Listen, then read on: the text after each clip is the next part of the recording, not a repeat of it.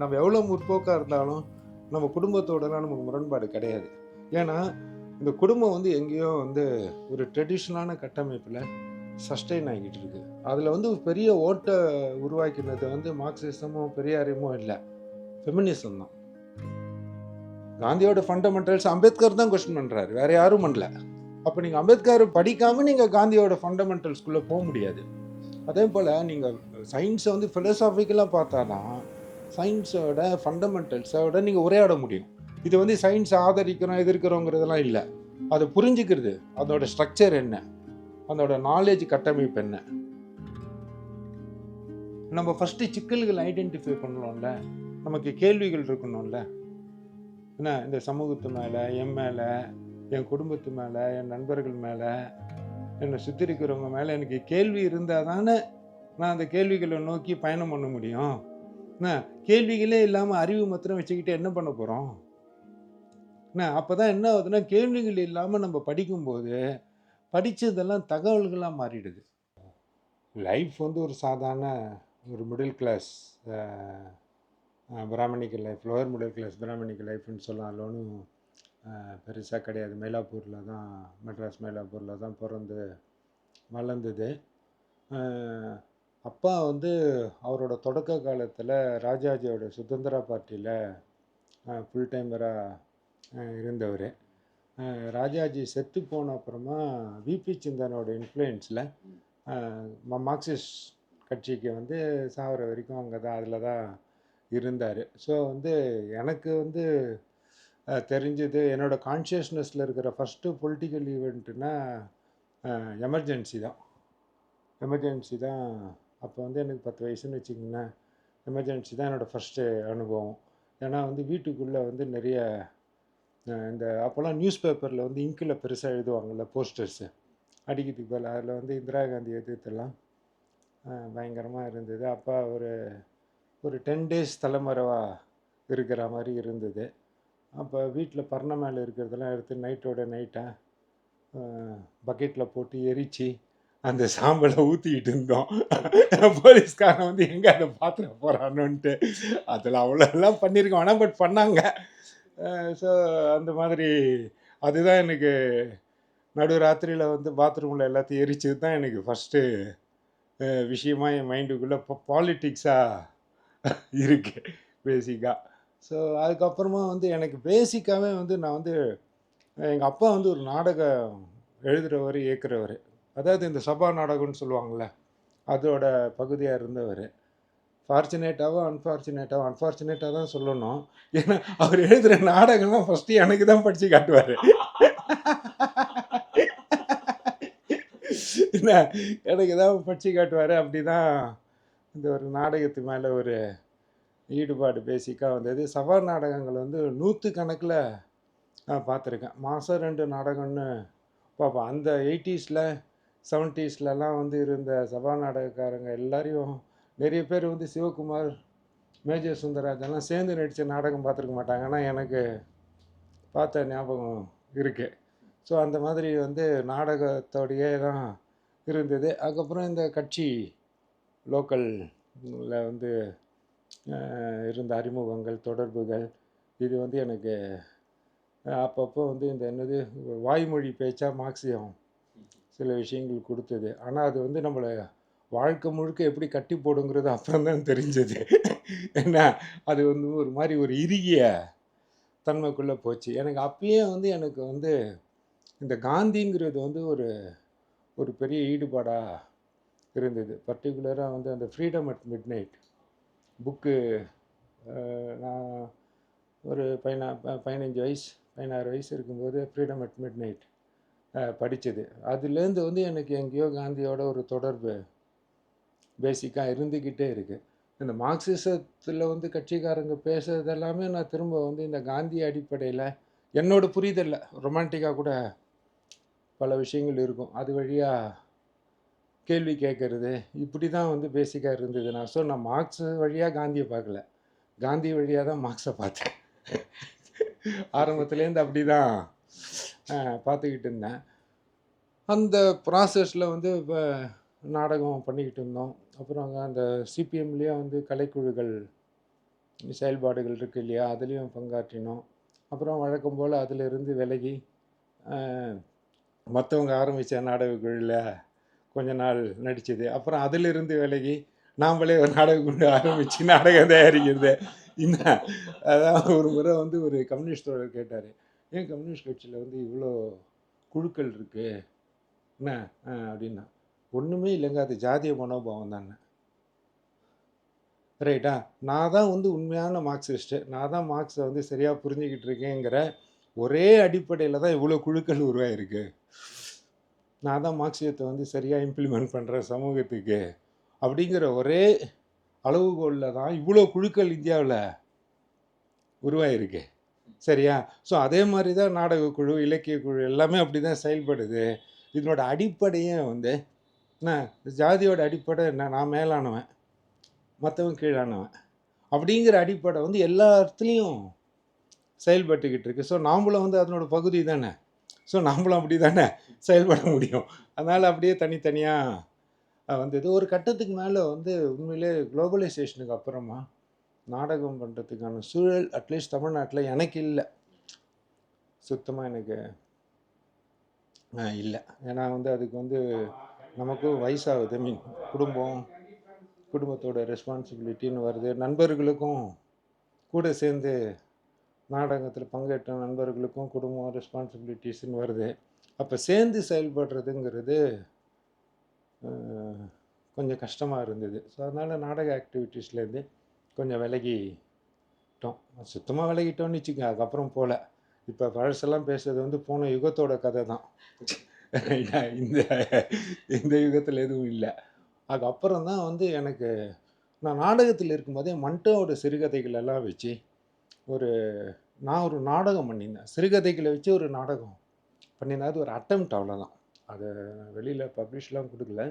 But அதுலேருந்து வந்து எனக்கு மண்டோ வந்து எனக்கு ஒரு பெரிய ஓப்பனிங்கை வேறு மாதிரி கொடுத்தது. அது வரைக்கும் நான் வந்து பிரெக்ட்டு அந்த மாதிரி வந்து வெஸ்டர்ன் சிந்தனையாளர்கள், படைப்பாளிகள் இவங்க மேலே தான் அதிக ஈடுபாடு காட்டிக்கிட்டு இருந்தேன். இந்த மண்டோ தான் வந்து எனக்கு வந்து ஒரு பெரிய பிரேக் த்ரூவை உருவாக்கிச்சு. அந்த சின்ன தொகுப்பு, அந்த தொகுப்பு படித்ததுலேருந்து. ஸோ அதுலேருந்து அதுக்கப்புறம் மண்டோவை தேடி தேடி என்னென்ன வெர்ஷன்ஸ் இருக்குது, எவ்வளோ ஆங்கிலத்தில் வந்திருக்கு எல்லாத்தையும் கலெக்ட் பண்ண ஆரம்பித்து அதில் ஒர்க் பண்ண ஆரம்பித்தேன். அதுதான் வந்து ஃபஸ்ட்டு மண்டோ தொகுப்பாக 2005 வந்தது. ஸோ ஆல்மோஸ்ட் 20 வருஷம், 20 இயர்ஸ் ஆகிடுச்சு. ஸோ இந்த 20 வருஷத்தில் வந்து நான் நாடகத்தை விட்டுட்டு மற்றதெல்லாம் விட்டுட்டு எழுத்து, தியரி இப்படிங்கிற லெவலுக்கு பேசிக்காக ஷிஃப்ட் ஆனேன். பட் என்னோடய சென்சிபிலிட்டிங்கிறது வந்து ஒரு லிட்ரரி சென்சிபிலிட்டி தான், ஒரு தேட்டர் சென்சிபிலிட்டி தான். நான் வந்து பேசிக்காக அதுவும் இந்த தேட்டர் சென்சிபிலிட்டியும் லிட்ரரி சென்சிபிலிட்டியும் காந்தியோட செல்ஃபை வந்து தன்னை பார்த்துக்கிற ஒரு பண்பு, இது எல்லாமே வந்து ஒன்றிணைஞ்சு தான் எனக்கு வந்து ஒரு அடிப்படையான அணுகுமுறை, எனக்கு நான் உருவாக்கிக்கிட்ட அணுகுமுறை அதுலேருந்து தான் உருவாகிருக்கணும். அதை வந்து பின்னாடி தான் எனக்கு தெரியும். அதுக்கு பேர் வந்து பெனோமெனாலஜி அப்படின்னு சொல்கிறாங்கங்கிறது எனக்கு பின்னாடி தான் தெரியும் என்ன. ஸோ அந்த பெனோமெனாலஜிங்கிறது வந்து ஒரு பெரிய 19th செஞ்சுரியில் வந்து யூரோப்பில் ஒரு பெரிய ஃபிலசாபிக்கல் ட்ரெடிஷனு. ஆனால் என்னன்னா, இந்தியாவில் சமஸ்கிருத மரபு, தமிழ் மரபு ரெண்டுமே பெனோமெனாலஜிக்கல் மரபு தான் அப்படிங்கிறது தெரிஞ்சுக்கும் போது நமக்கு வந்து அது மேலே ஒரு பெரிய நம்பிக்கையும் ஈடுபாடும் வருது. இப்போ மார்க்ஸ் எல்லாம் வந்து ஒரு அப்ஜெக்டிவ் ஃபிலாசபர், சயின்டிஃபிக் ஃபிலாசபர்ஸ்லாம் சொல்லுவாங்க. மார்க்ஸ் வந்து ஒரு பெனோமெனாலஜிக்கல் ஃபிலாசபர்ஸ்ன்னு சொல்கிற வாசிப்புமே அடிப்படையில் இருக்குது. என்னென்னா, நம்ம பேசுகிற விஷயத்தில் இந்த ஹியூமனுங்கிற எலிமெண்ட்டை எங்கே வைக்கிறோங்கிறது ஒன்று இருக்குல்ல. செல்ஃபு, நான் இப்படிங்கிறது மாத்திரம் இல்லை. நமக்கு உருவாக்குற நாலேஜில் ஹியூமனோட ரோல் என்ன அப்படிங்கிற ஒரு பிரதானமான கேள்வியை தான் பெனோமெனாலஜி அடிப்படையில் எடுத்துக்குது. தமிழ் மரபாட்டம் இல்லை சமஸ்கிருத மரபாட்டம் ரெண்டுமே வந்து அறிவிலிருந்து அறிவை உருவாக்குறவனை துண்டித்து பார்க்கல. நவீன அறிவியல் வந்து அறிவியல்லேருந்து அறிவை உருவாக்குறவனை துண்டித்து பார்க்குது.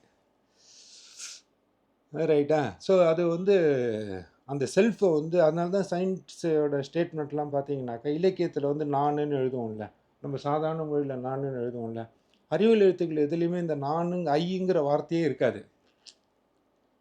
அந்த ஐங்கிற வார்த்தை வந்ததுன்னா அது வந்து ஒரு உலகளாவிய உண்மையாக இருக்க முடியாது. ஐயினாலே வந்து அது வந்து ஒரு இதுக்குள்ள அனுபவத்துக்குள்ளே வந்துடுது. என் அனுபவம் நான் அப்படிங்கிற ஒரு இடத்துக்குள்ளே வந்துடுது இல்லை. ஸோ இதெல்லாம் வந்து பின்னாடி புரியுது.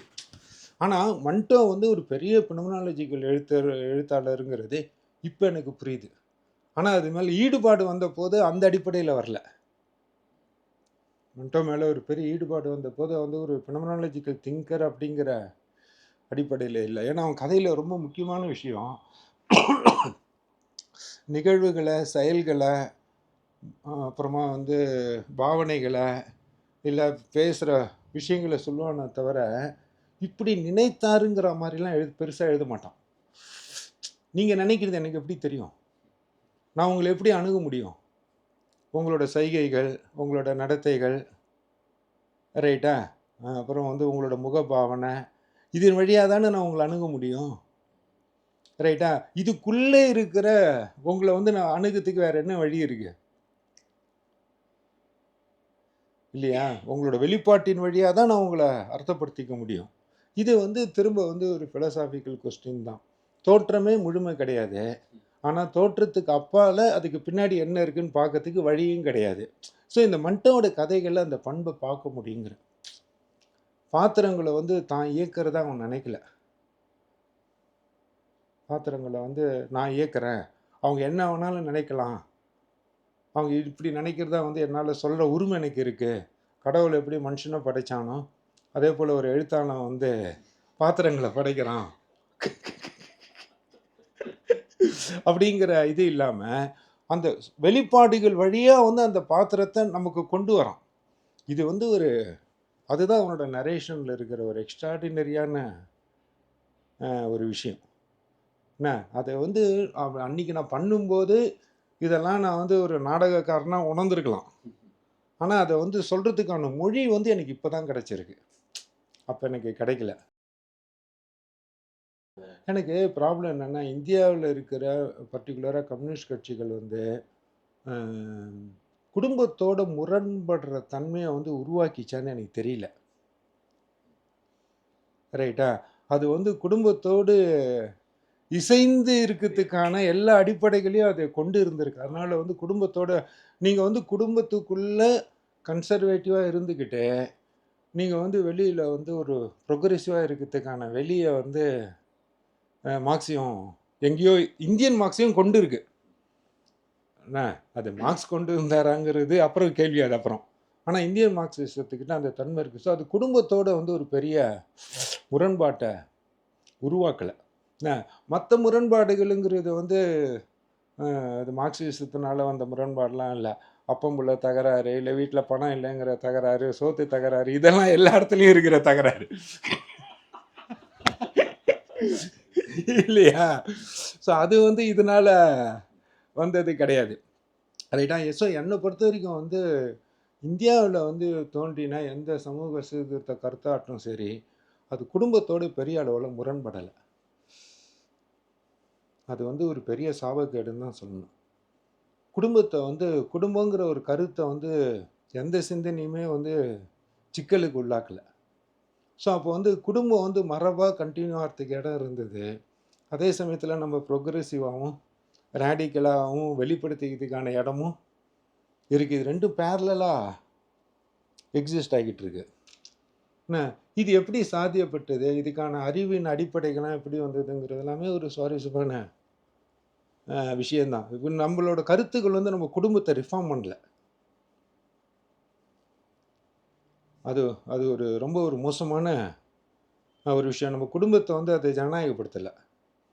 ஏன்னா கட்சிக்குள்ளேயோ இல்லை வந்து மார்க்சிசம் இல்லை, ஈவன் இங்கே வந்து திராவிட இயக்கம், பெரியாரியும் என்ன இல்லை அம்பேத்கரையும் என்ன இல்லை மாவோயிசம், எது வேணாலும் நம்ம சொல்லுவோம். எல்லாமே வந்து தனி நபர்களாக தான் உள்ளுக்குள்ளே வராங்களே தவிர என்ன அதை வந்து அவங்க திரும்ப குடும்பத்துக்குள்ளே எடுத்துக்கிட்டு போகல. இது ஜாபுக்கு போகிற மாதிரி ஆயிடுச்சு.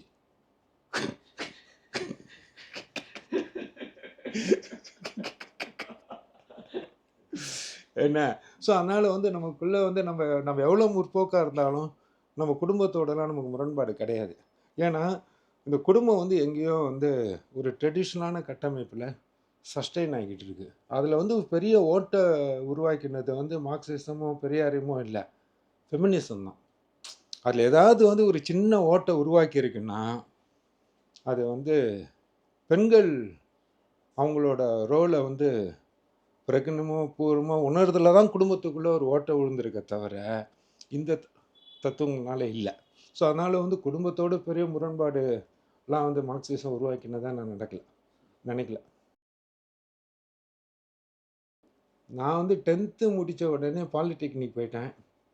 பாலிடெக்னிக் முடிச்ச உடனே வேலைக்கு போயிட்டேன். ஸோ, வந்து 84லேருந்து இது 2025 41 வருஷமா வேலை செஞ்சுக்கிட்டு இருக்கேன். இன்னும் வேலை செஞ்சுக்கிட்டு இருக்கேன்.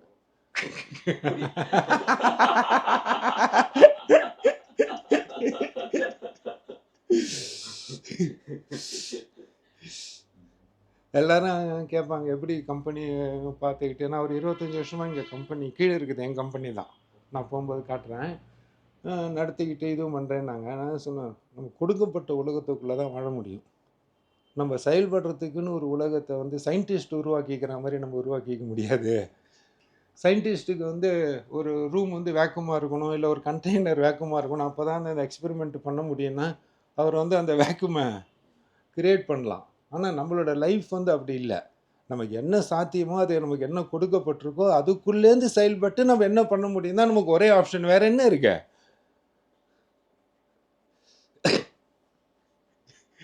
இல்லையா?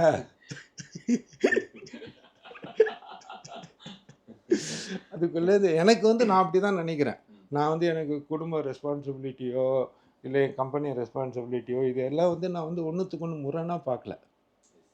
இதெல்லாம் வந்து இந்த ஒரு வாழ்க்கையோட ஒரு பகுதி, அவ்வளோதான். எனக்கு அதில் இருக்கிற கேள்வி இங்கே வரணும், இங்கே இருக்கிற கேள்வி அங்கே போகணும். ரைட்டா? நான் வந்து இங்கே வந்து ஒரு குறிப்பிட்ட அரசியல் கருத்தை பேசுகிறேன்னா, அது வந்து குடும்பத்துக்குள்ள என்னவா வெளிப்படுதுன்னு பார்க்கணும். ஃபஸ்ட்டு நம்ம வந்து நம்மளோட கருத்துக்களை நம்ம யார்கிட்ட வந்து விமர்சனமாக பார்க்க முடியும் சொல்லுங்க. இப்போ நீங்க இருக்கீங்க. நீங்க வந்து திருவண்ணாமலையிலயோ, இல்ல மதுரையிலயோ இருக்கீங்கன்னா, என்கிட்ட இருக்கிற கருத்தை வச்சு நான் உங்கள விமர்சனமா பார்க்க முடியுமா? பரிசோதிச்சு பார்க்கறதுக்கு. நம்மளோட கருத்தோட குணாம்சத்த நான் உங்ககிட்ட வச்சு பரிசோதிச்சு பார்க்க முடியுமா? முடியாது. அப்ப நம்ம கருத்தை யார்கிட்ட பரிசோதிக்க முடியும்? குடும்ப நண்பர்கள் கிட்ட தானே பரிசோதிக்க முடியும். ஆனா குடும்ப நண்பர்கள காப்பாத்திக்கிறதுக்கோசரம் நம்ம அவங்கள கேள்வியே கேட்கலன்னா, நம்ம கருத்து என்ன ஆகும்?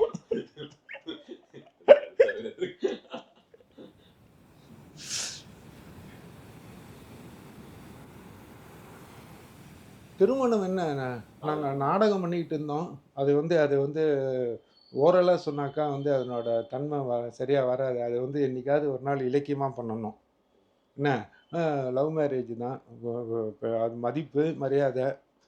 என்ன? எனக்கு ஒரு பெரிய நான் திரும்ப திரும்ப எல்லார்கிட்டயும் சொல்றது, எனக்கு பெரிய குடுப்பின பவர்ஃபுல்லான வுமன்ஸுக்கு மத்தியில நான் வளர்ந்துருக்கேன். என் கொள்ளு பாட்டி, என்ன? எங்க அம்மா, அப்புறம் இப்போ எனக்கு துணைவியா இருக்கிற பத்மினி, இவங்கெல்லாம் வந்து பவர்ஃபுல்லான வுமன், ஸ்ட்ராங்கான வுமன். சும்மா just like that taking for கிராண்டட்லாம் கிடையாது. எனக்கு வந்து அது வந்து ஒரு பெரிய குடுப்பினையாக பார்க்குறேன். நான் திரும்ப திரும்ப சொல்லுவேன், பத்மினியோட என்னோட திருமணம் தான் the best thing that can happen in my லைஃப்னுவேன். அதனால முரண்பாடுகளோ அதெல்லாம் இல்லைன்ற அர்த்தம் கிடையாது. அதெல்லாம் மீறி வந்து தட்ஸ் த பெஸ்ட் திங். ஏன்னா சமூக முரண்பாடுகள் வந்து தனிநபர் உறவுலேயும் வெளிப்படும் இல்லையா? இல்லையா? கண்டிப்பாக வந்து தனிநபர் உறவுகளையும் வெளிப்படாமல் எப்படி இருக்க முடியும்? சமூகத்தில் வந்து பிராமின், நான் பிராமின், தலித்துங்கிற அடையாளங்களுக்குள்ளே இருக்கிற முரண்பாடுகள் ஒரு ஃபேமிலிக்குள்ளே வந்து அந்த ஐடென்டிட்டிஸ் இல்லை சேரும்போது அதுவும் வெளிப்படும் இல்லையா? இல்லையா? அதை எப்படி கையாளுறோங்கிறது தானே நம்மளோட படிப்பினை இல்லையா? அதுதானே நமக்கு வந்து ஃப்யூச்சரில் வந்து நம்ம சமூகத்தில் கையாளுறதுக்கு இந்த படிப்பின் அவசியம் இல்லை. அப்போ நானும் மாறுறேன், என் துணைவியாரும் மாறுறாங்க. இதுதான் எங்கள் 2 பேருக்குள்ளே இருக்கிற படிப்பினை. போஸ்ட் லிபரலைசேஷன் ஜென்ரேஷனுக்கு வந்து ஐடியலிசம் இல்லைங்க.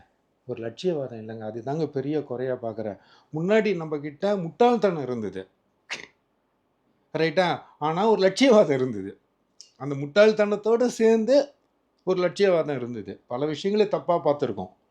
ஆனா ஆனா தப்பான நோக்கத்தோட பார்க்கல.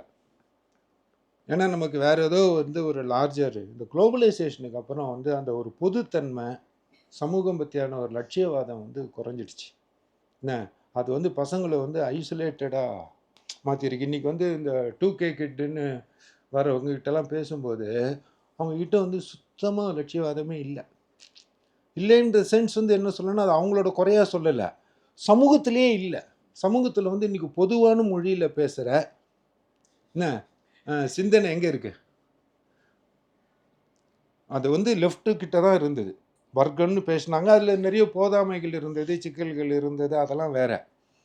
ரைட்டா? ஆனா அது ஒரு தலைமுறைய ஒரு ஐடியலிசத்தோட உருவாக்கிச்சு. ரைட்டா? அதுக்கப்புறம் எந்த இயக்கம் வந்து ஒரு ஐடியலிசத்தோட உருவாக்கிச்சு, இல்ல ஒரு பொது லட்சியமா மாத்தறதுக்கான வாய்ப்புகள் இன்னைக்கு இருக்கா?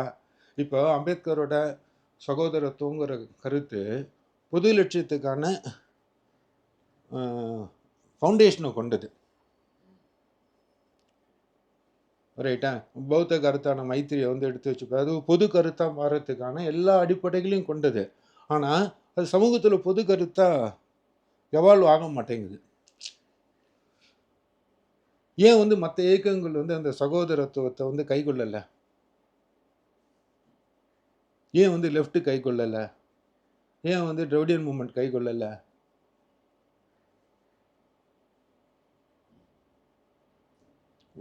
பண்ணலாம்ல. இது ஒண்ணும் வர்க்கத்த தூக்கி அடிக்கிற விஷயம் இல்லல்ல. சமூகத்துக்குள்ள இருக்கிற இணக்கமான உறவுக்கு தான சகோதரத்துவம் அடிப்படையா இருக்கு. அப்போ அந்த சகோதரத்துவங்கிற கருத்த வந்து இவங்கள வந்து எது வந்து விலக்கி வச்சு பார்க்க வைக்குது அம்பேத்கரோட கருத்த? அப்படிங்கிறது நம்ம உண்மையிலேயே யோசிக்கணும். ஏன்னா, அதுல வந்து நமக்கு என்ன பிரச்சனை இருக்க முடியும் சொல்லுங்க? அத நம்மளோட லட்சியமா ஏத்துக்கிறதுல என்ன பிரச்சனை இருக்க முடியும்? ஆனா எது நம்மள தடுக்குது? யோசிக்கணும். இப்போல வந்து காந்தியோட சில விஷயங்கள வந்து நடைமுறை ரீதியா நம்ம ஏத்துக்கிறத வந்து எது தடுக்குது? காந்திய பொலிட்டிக்கலா என்ன வேணாலும் சொல்லிட்டு போங்க. பிரச்சனை கிடையாது. ஆனா, அவரோட செயல்களோட சில கூறுகளெல்லாம் நீங்க தூக்கி போட முடியாதுல்ல. அவர் சில விஷயங்கள் செஞ்சதெல்லாம் நம்ம தூக்கி போட முடியாதுல்ல. அதெல்லாம் உள்வாங்கறத வந்து எது தடுக்குது? அப்போ ஒரு ஒரு கேபிட்டலிசம் வந்து ஒரு அகங்காரம் கொண்ட நான் அப்படிங்கிற ஒண்ணத்த உருவாக்கியிருக்கு. ரைட்டா? இந்த நானும் என்ன இங்க இருக்கிற சமூக இயக்கங்களோட தன்மையும் இணைஞ்சு போயி என்ன ஒரு தார்மீகமற்ற சுயங்கள வந்து முன்வைக்குது.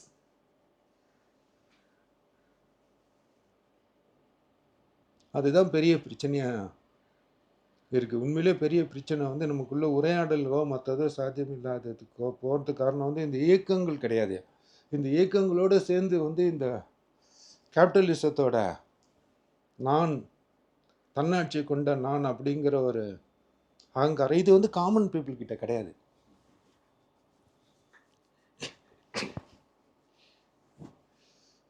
ஏன்னா, காமன் பீப்பிள் வந்து ஒரு தன்னாட்சி கொண்ட ஒரு சுயமா பார்த்துக்கிறதுக்கான உரிமையே அவங்ககிட்ட இல்ல. அவனுக்கு எப்படி இந்த அகங்காரம் வரும்? ஏதோ படிச்சுக்கிட்டு இருந்தோம், எழுதிக்கிட்டு இருந்தோம். ஆனா வந்து ஒரு ஃபண்டமெண்டலான கொஸ்டின் வந்து என்னோட தேடலுக்கா இல்ல நான் படிச்சுக்கிட்டு எதை தேடி போய் படிச்சேன். ஏன்னா இந்த தேடலுங்கிற வார்த்தை நிறைய வார்த்தை நமக்கு வந்து அர்த்தம் இல்லாம போயிடுச்சு. அதனால ரொம்ப ஜாக்கிரதையா பயன்படுத்த வேண்டியிருக்கு. என்ன நான் இந்த தேடி படிச்ச புத்தகங்கள் வந்து ஒரு ஒரு ஃபண்டமெண்டலான கொஸ்டின் வந்து நான் வந்து இந்த சொசைட்டியில் வந்து ஒரு ஒரு ஒரு ஒரு லெவலுக்கு வந்தப்புறம் 3 பிரதான பிரச்சனைகளை நான் ஐடென்டிஃபை பண்ணேன். ஒன்று வந்து சயின்ஸ் மேலே கேள்விகளற்ற பார்வை. என்ன இன்னொன்று வந்து கேஸ்ட் கேஸ்ட்டை பற்றியான ஒரு அடிப்படையான விஷயம். என்ன மூணாவது வந்து இந்த டெமோக்ரஸிங்கிறது உண்மையிலே என்ன? பூஷ்வா டெமோக்ரஸி தானா? இவங்க மார்க்சிஸ்ட்டுங்க சொல்கிற மாதிரி இது வந்து ஒரு பூஷ்வா டெமோக்ரஸி தானா, இது வழியாக எதுவுமே பண்ண முடியாதா அப்படிங்கிற கேள்வி. அது ஏன் வந்ததுன்னா, இங்கே வந்து சமூகத்தில் வந்து ஒரு ஜனநாயகத்தன்மை என்ன ஜனநாயகத்தின் ஊடாக தான் சாத்தியப்பட்டிருக்கு. நான் பிராமின் மூமெண்ட் ஆகட்டும், இல்லை தலித் எழுச்சிகளாகட்டும், ரைட்டா, இன்றைக்கி வந்து ஃபெமினிஸ்டோட ஸ்ட்ரகிள்ஸ் ஆகட்டும், ரைட்டா, இது எல்லாமே வந்து இந்த ஜனநாயகம் உட்பட்டு தான் நடந்திருக்க தவிர எதுவும் வந்து சமூகத்திலேருந்து விலகி போய் நடக்கலை. அப்போ இந்த ஜனநாயகத்தன்மை என்ன, இதுதான் சில ஃபண்டமெண்டல் கொஸ்டின்ஸாக வச்சுக்கிட்டு அணுகிட்டு போனேன். இதில் வந்து நமக்கு திரும்ப திரும்ப நம்ம உரையாடல் வருது வந்து மார்க்ஸு காந்தி இப்படி இருந்தது. பேசிக்காக மார்க்ஸு காந்தின்னு இருந்தது. அதுக்கப்புறமா வந்து அம்பேத்கர் சேர்றாரு. அந்த அம்பேத்கர் வந்து இந்த உரையாடலோட பகுதியாக சேர்ந்த உடனே அதனோட டைமென்ஷனு கம்ப்ளீட்டாக மாறுது. அதான் ஒரு முறை எஸ்என் நாகராஜன் கிட்ட ஒரு முறை கிண்டலாக சொன்னேன், நீங்கள் கிராமத்துக்கு போகணுன்னு நினச்ச பார்வை ரைட்டு, ஆனால் வந்து நீங்கள் மாவோ போட்ட பாதையில் கிராமத்துக்கு போனதுனால என்ன, நீங்கள் அம்பேத்கரை சந்திக்கலை. நீங்கள் காந்தி போட்ட பாதையில் போயிருந்தீங்கன்னா நீங்கள் எதிர அம்பேத்கரை சந்திச்சிருப்பீங்க.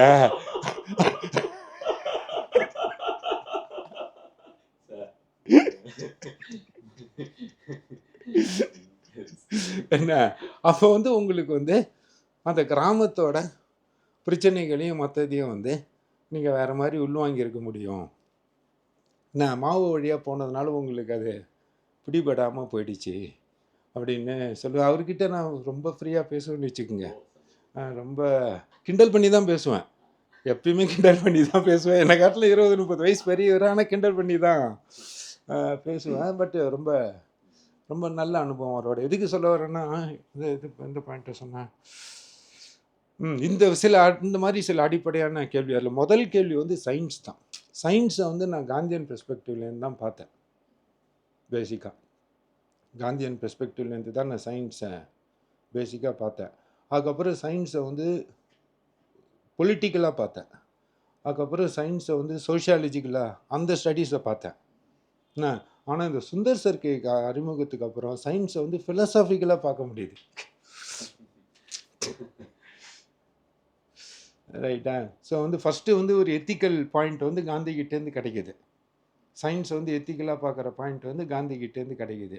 அதுக்கப்புறம் அது வந்து பொலிட்டிக்கலாக ஆஷிஷ் நந்தி இவங்க வழியாக படிக்கிறது. அதுக்கப்புறமா சோஷியலாக போகும்போது அதில் தான் இன்றைக்கி எஸ்என்லாம் அறிமுகமாகறாரு. எஸ்என்லாம் வந்து சோஷியலாக பார்த்த ஆள். ஆனால் இது எல்லாமே எங்கேயோ வந்து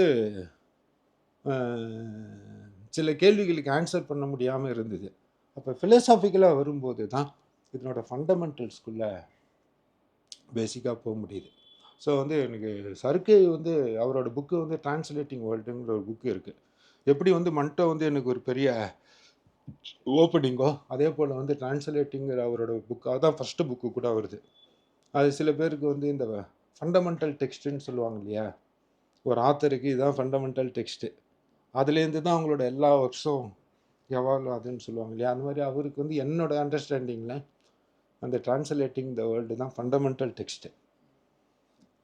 என்ன, அது வந்து எனக்கு ஒரு பெரிய ஓப்பனிங்கை க்ரியேட் பண்ணி கொடுத்தது. ஸோ அது பார்க்கும்போது அதுலேருந்து ஒரு பெரிய ஓப்பனிங் கிடைச்சது. இப்போ எனக்கு வந்து அதை வந்து இன்னும் ஃபிலசாபிக்கலாக வெவ்வேறு தளங்களுக்கு எடுத்துக்கிட்டு போய் பார்க்க முடியுது சயின்ஸை. வெறுமனே வந்து சயின்ஸுக்குள்ளேருந்து சயின்ஸை பார்க்க வேண்டியதில்லை. என்ன எது ஒன்றுத்துக்குள்ளேருந்து நீங்கள் பார்த்தீங்கன்னா அதை ரேடிக்கலாக பார்க்க முடியாது. இப்போ நீங்கள் வந்து காந்தியை புரிஞ்சுக்கணுன்னா நீங்கள் காந்திய எழுத்துக்களை படித்து மாத்திரமே நீங்கள் காந்தியை புரிஞ்சிக்க முடியாது. நீங்கள் காந்தியை புரிஞ்சுக்கணுன்னா நீங்கள் அம்பேத்கரை படிக்கணும். அம்பேத்கரின் வழியாக காந்தியை நீங்கள் பார்க்கும்போது தான் காந்தியை நம்ம மேலே புரிஞ்சிக்க முடியும். அதே போல் அம்பேத்கரியர்கள் எழுத்துக்குள்ளே மாத்திரம் இருந்தாங்கன்னா அம்பேத்கரை புரிஞ்சிக்க முடியாது.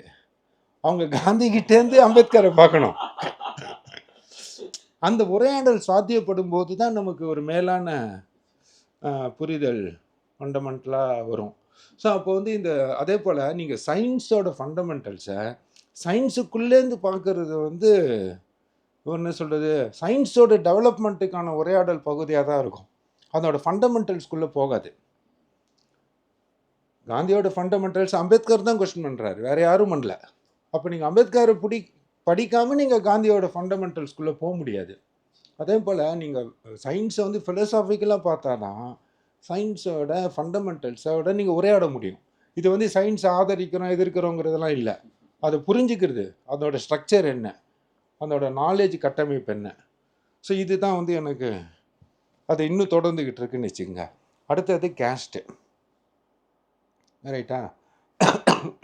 கேஸ்ட்டில் வந்து ஒரு பெரிய பிரச்சனை என்னென்னா, நம்ம வந்து பொதுவாக யூஸ் பண்ணும்போது கேஸ்ட் அண்ட் அன்டச்சபிலிட்டின்னு யூஸ் பண்ணுவோம், ரைட்டா? இது ரெண்டும் வந்து வேறானது மாதிரியோ இல்லை ஒன்றுத்தோட தீவிர வடிவம் தான், கேஸ்டோட தீவிர வடிவம் தான் அன்டச்சபிலிட்டி அப்படிங்கிற மாதிரி இருக்குது. ஸோ இப்போ இந்த அன்டச்சபிலிட்டி கேஸ்ட்டுங்கிறது வந்து ஒரு பிராமணிக்கல் கன்ஸ்ட்ரக்ஷன், ஒரு பிராமின்ஸோட கன்ஸ்ட்ரக்ஷன், பிராமணிக்கல் கூட இல்லை, பிராமின்ஸோட கன்ஸ்ட்ரக்ஷன் அப்படின்னு நம்ம எடுத்துக்கிட்டால் அதுக்கான சுவடுகளை வந்து அவங்களோட எழுத்துக்களை பார்க்க முடியணும்ல, இல்லையா? அது வந்து சும்மா மேலோட்டமாக வராது இல்லையா? ஆனால் இவங்க என்ன பண்ணுறாங்கன்னா, கேஸ்ட்டை பற்றி பேசும்போது ஒரு 3000 வருஷத்துக்கு இருந்த வேதிக் டெக்ஸ்ட்டை வச்சு மாத்திரமே பேசுகிறாங்க, ரைட்டா? அது அடிப்படையில் வந்து வர்ணம், ரைட்டா? அதுக்கப்புறம் தர்மசாஸ்திரங்களை வச்சு பேசுகிறாங்க, அதுவும் அடிப்படையில் வர்ணம். ஆனால் 5ஆம் நூற்றாண்டுக்கு அப்புறமா இந்த சமூகத்தில் என்ன நடந்தது, இந்த சமூகம் வந்து ஒரு 4-5க்கு அப்புறமா மாற்றமே இல்லாமல் இருக்கா? நாம் இன்னைக்கு பார்க்குற ஜாதி வந்து என்ன 1500-2000 வருஷமாக இருக்கா அப்படின்னா, இந்த இடைக்கால டெக்ஸ்ட்டுகளை வந்து நம்ம ஜாதியோடு ரிலேட் பண்ணி யாருமே ரீட் பண்ணுறதில்ல. ஒன்று தர்மசாஸ்திரத்தோடு நின்றுடுறாங்க, அதுவும் இல்லைன்னா வேதிக் டிஸ்கோர்ஸோடு நின்றுடுறாங்க. அதுக்கப்புறமா வந்து சமூகத்துக்குள்ளே எவ்வளோ மாற்றங்கள் ஏற்பட்டிருக்கு அப்படிங்கிற போது வந்து நான் அந்த பண்டைய காலத்தை பற்றி படிக்கும்போதெல்லாம் பேட்ரிக் ஆலிவலோட டெக்ஸ்ட், இந்த அசோகர் புக்கு பண்ணார் இல்லையா, அவர் வந்து அதில் எக்ஸ்பர்ட், ஒரு பெரிய சான்ஸ்கிரிட் டெஸ்ட்டு, ஹிஸ்டாரியன், லிங்குவிஸ்டிக்ஸு. ஸோ அதை வச்சு படிக்கும்போது எனக்கு ஏதோ வந்து ஒரு பெரிய லக்குனா இருந்தது. அதை வந்து 10 வருஷம் 15 வருஷமாக படிச்சுக்கிட்டு இருக்கேன் அவரோட டெக்ஸ்ட்டுகளெல்லாம். ஆனால் வந்து அதை வச்சு என்னால் எந்த முடிவுக்குமே வர முடியல. அந்த டெக்ஸ்டெல்லாம் வந்து தொகுத்துக்கிட்டா கூட எங்கேயோ வந்து இன்றைக்கி இருக்கிற நம்மளோட ரியாலிட்டிக்கு அது எங்கேயோ ஃபிட் ஆகல அப்படிங்கிற மாதிரி இருந்தது. அதனால் நான் அதை பற்றி எதுவுமே எழுதினது கிடையாது. அப்போ தான் வந்து ஆக்சிடென்டலாக சர்க்கேயோட வந்து ஃபெனோமெனாலஜி ஆஃப் அன்டச்சபிலிட்டிங்கிற கட்டுரையை படிக்கிறேன். படித்து முடித்த உடனே நான் ஒரு 15 வருஷமாக படிச்சுக்கிட்டு இந்த டெக்ஸ்ட்டுக்கெல்லாம் வந்து ஒரு த்ரெட்டு கிடச்சிடுச்சு, பிரமாதமான த்ரெட்டு கிடச்சிது. அப்போ வந்து அது ரொம்ப டஃப்பான கட்டுறது. அட்லீஸ்ட் என் லெவலில் வந்து ஃபெனோமெனாலஜி ஆஃப் அன்டச்சபிலிட்டி வந்து புரிஞ்சுக்கிறது ரொம்ப கஷ்டமான டெக்ஸ்ட் எனக்கு. நான் எப்பயுமே வந்து ஏதாவது டெக்ஸ்ட்டு ரொம்ப புரிஞ்சிக்க முடியலன்னா நான் டிரான்ஸ்லேட் பண்ணுறேன். டிரான்ஸ்லேட் பண்ணும்போது நீங்கள் அந்த டெக்ஸ்ட்டோட வந்து பயங்கரமாக உரையாட வேண்டியிருக்கும், ரைட்டா? உரையாடும்போது அதோட உங்களுக்கு கிளாரிட்டியும் ரிலேஷன்ஸ் எல்லாமே வந்து என்ரீச் ஆகும். ஸோ அப்படி தான் வந்து அந்த கட்டுரையை அவரதையும் கோபால் குருதையும் சேர்த்து பப்ளிஷ் பண்ணேன். அந்த லிங்க்கு கிடைச்ச உடனே அந்த ஒரு பயங்கர ஒரு ஓப்பனிங்கில் தான் சந்நியாசம் தீண்டாமை புக்கு எழுதினேன். என்ன அது வந்து தீண்டாமைங்கிற நடைமுறையும் தீண்டாமைக்கு எதிரான சமூக இயக்கங்களும் குறைஞ்சபட்சம் வந்து 7ஆம் 8ஆம் நூற்றாண்டிலிருந்து இந்த சமூகத்தில் இருக்குது, ரைட்டா? ஆனால் தீண்டாமைனா என்னன்னு கருத்தாக்க ரீதியாக இந்த சமூகம் அணுகவே இல்லை. என்ன இப்போ வந்து உதாரணத்துக்கு வந்து சொல்லணும் அப்படின்னாக்கா, பெண்ணோட பாலியல் உறுப்புகளை குறிக்கிறதுக்கு ஏகப்பட்ட தமிழ் சொற்கள் இருக்குது. என்ன ஆணோட பாலியல் உறுப்பை குறிக்கிறதுக்கு சொற்களே இல்லை, ரைட்டா? இது என்ன முன்வைக்குதுன்னா, ஆண் உறுப்பு வந்து கருத்தாக்க தளத்துக்கு கொண்டு வரப்படல, பெண் உறுப்பு வந்து கொண்டு வர அளவுக்கு நடைமுறையில் இருக்கு, இல்லாமையா சமூகம் இருந்தது, அது இல்லை, ரைட்டா? ஆனால் மொழிக்குள்ளே வரும்போது தான், மொழிக்குள்ளே விவரிக்கப்படும் போது தான் அது வந்து ஒரு கருத்தாக்கமாக பேசிக்காக மாறுது. ரைட்டா? அந்த மாதிரி பார்த்தீங்கன்னாக்கா இந்த தீண்டாமை அப்படிங்கிறது, இல்லை தீண்டப்படாதவர் அப்படிங்கிற சொற்கள் இந்திய மொழிகள் எதுலேயுமே இல்லை. ரைட்டா? எதுலேயுமே கிடையாது. இது வந்து தீட்டுக்கான சொற்கள் எல்லாம் நம்ம தீண்டாமைக்கு பயன்படுத்தக்கூடாது. ரைட்டா? தீட்டு வந்து வேற, தீண்டாமைங்கிற ஆனால் நடைமுறை இருக்கு. என்ன இப்போ வந்து ராஜராஜ சோழன் கல்வெட்டில் 10ஆம் நூற்றாண்டில் தீண்டாச்சேரிங்கிற வார்த்தை இருக்கு அடிப்படையில். ஓகேவா? ஆனால் அந்த தீண்டாச்சேரிங்கிறது வந்து ஒரு குழப்பத்தை கொண்டு இருக்கு. என்ன தீண்டப்படாத சேரியா, தீண்டத்தகாத சேரியா, நான் தீண்டாச்சேரின்னு இருக்கு. ஓகேவா? ஆனால் அது வந்து அதுக்குன்னு எங்கேயோ ஒரு ஓரமாக ஒதுக்கி வச்சவங்கன்னு சில பேர் இருக்காங்க. அதனோட பண்பு என்னன்னு நமக்கு தெரியாது. இப்போ இந்த பர்டிகுலர் ராஜராஜ சோழனோட இந்த கல்வெட்டு ஸ்டேட்மெண்ட்டையும் அம்பேத்கர் வைக்கிற மிக முக்கியமான ஒரு கூற்று, 6ஆம் நூற்றாண்டுக்கு முன்னாடி வரைக்கும் சமூகத்தில் தீண்டப்படாதவர்கள் இருந்தாலும் அவர்கள் தீண்டாமைக்கு உட்பட்டவர்கள் இல்லைங்கிறாரு. இது ரெண்டுத்தையும் அம்பேத்கர் எப்படி பிரித்து பார்க்குறாரு? தீண்டப்படாத சில பேர் இருந்தாங்க, ஆனால் அவங்க தீண்டாமைக்கு உட்பட்டவங்க இல்லைங்கிறாரு. இது அம்பேத்கரோட மிக முக்கியமான ஸ்டேட்மெண்ட். ஆனால் எனக்கு தெரிஞ்ச எந்த அம்பேத்கர் ஸ்காலர்ஸும் இதை எடுத்து வச்சு பேசலை. ரைட்டா? அப்போ இதெல்லாம் இப்படியெல்லாம் பார்க்கறதுக்கான பார்வையை சர்க்கியோட பினமாலஜி ஆஃப் அன்டச்சபிலிட்டி உருவாக்கி கொடுக்குது.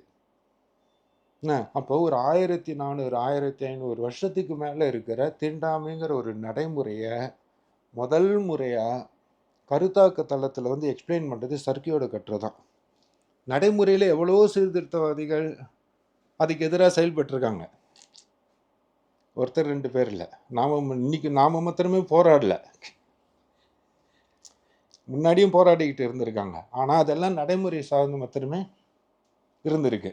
அது வந்து கருத்தாக்க தளத்துக்கு வரல.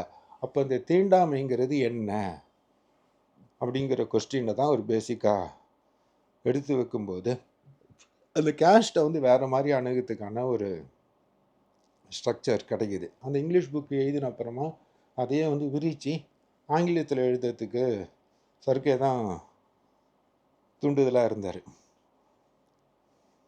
ரைட்டா?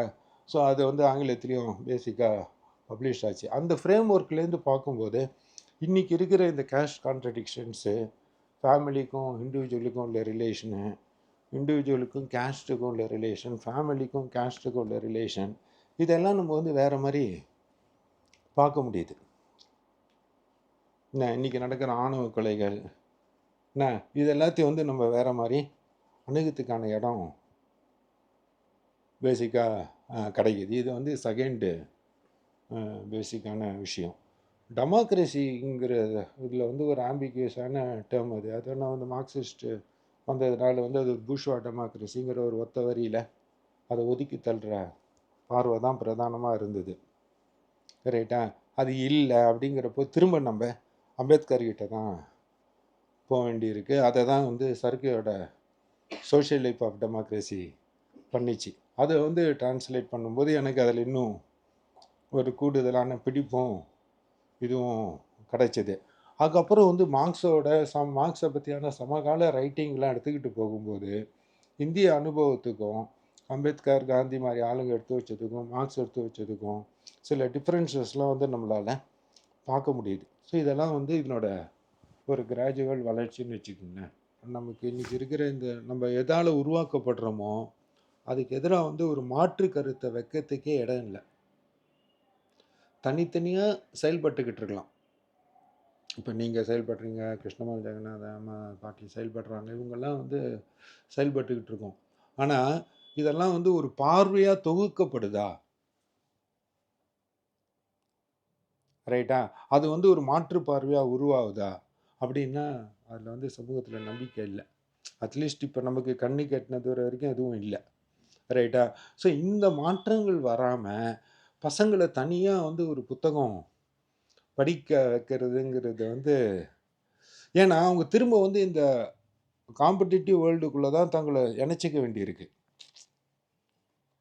இல்லையா?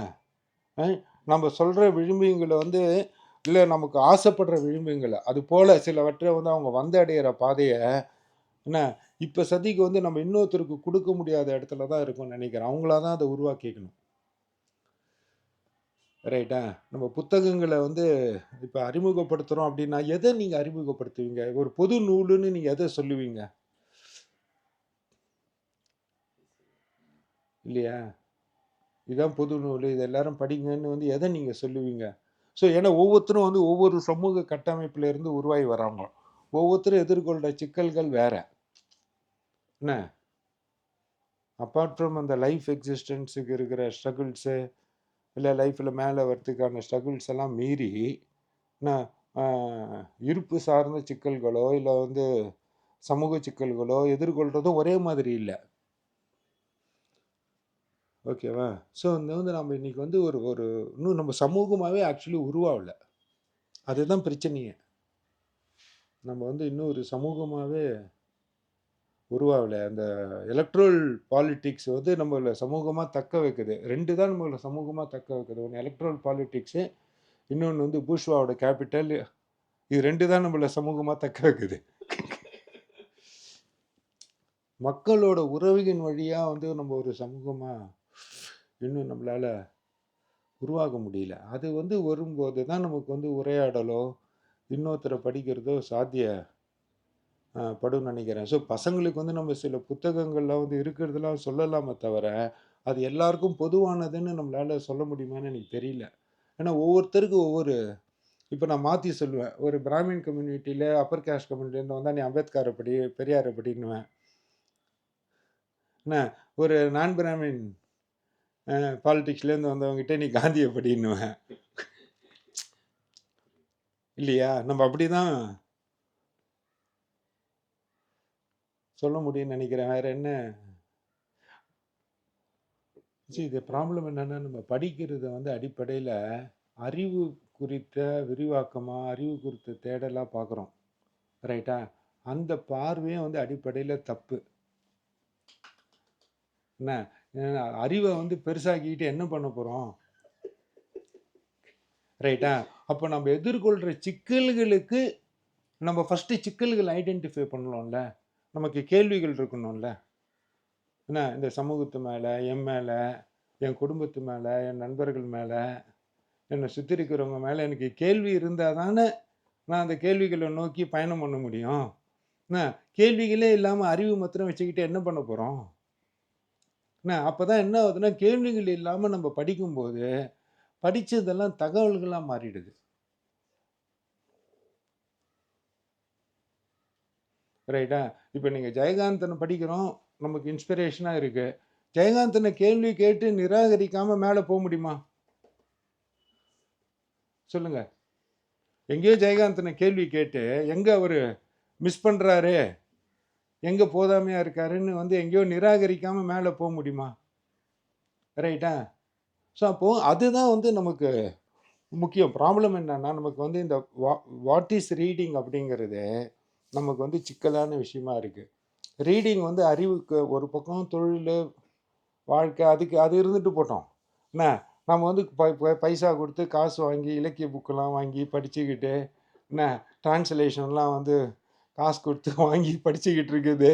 இதெல்லாம் வந்து ஒரு சேகரிப்பாக இல்லாமல், ஏன்னா ஒன்று வந்து கம்பல்ஷனில் பண்ணுறோம். இது ஏன் கம்பல்ஷனில் பண்ணணும்? ரைட்டா?